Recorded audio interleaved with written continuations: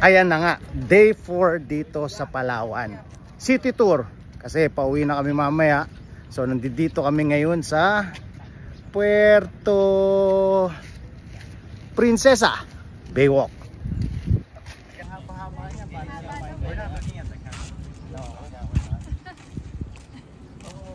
Gusto ko mag-iron man dyan talaga.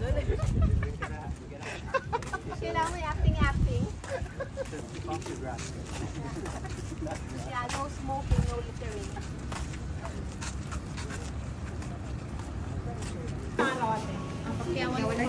Pagkano isang buong meter? Change pedal. Isang rolyo ay umabot. Very good. One more. So you can make 1 meter. Oh, left pa rin. Okay. Mali pala? Change pedal. Hold. That wall. Very good. Thank you, sir.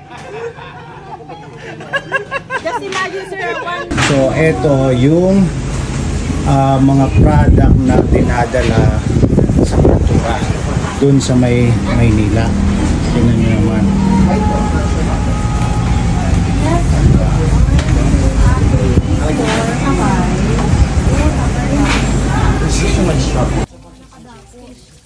May orange.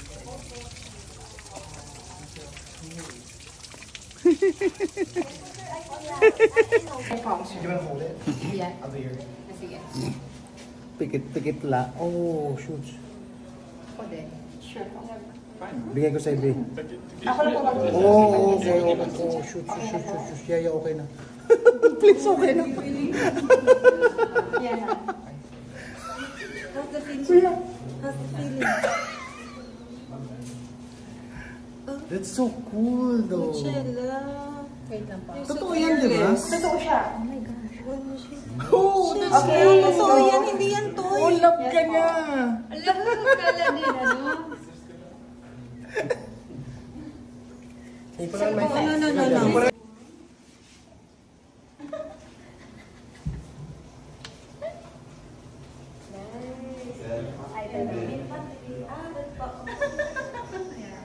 Put it in your face like this.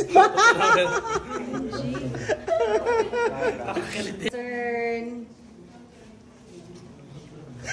Two hands. Pero ayaw niya daw ng malamig na kamay, ah. I know. Oh, it's crawling out. It's crawling up. It doesn't stink. No. Hindi rin siya.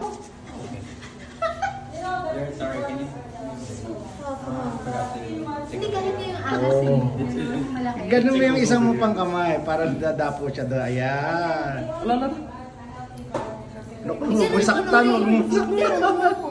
Isunod mo para ano na yan. Yan. Yung itsura mo. Itsura mo matuta. Ayaw ba nila malamig na kamay? My hands. Wait. That's so cute. Ay, ang dami. Oh, dito kasi yung kainan nila yun, no? Ayan, no? That's what they eat. Ito kami huling nanggaling sa Butterfly Eco Garden, Tribal Village kung tawagin. Maganda siya, kaso nango-hold up. Maubos pera ko dito.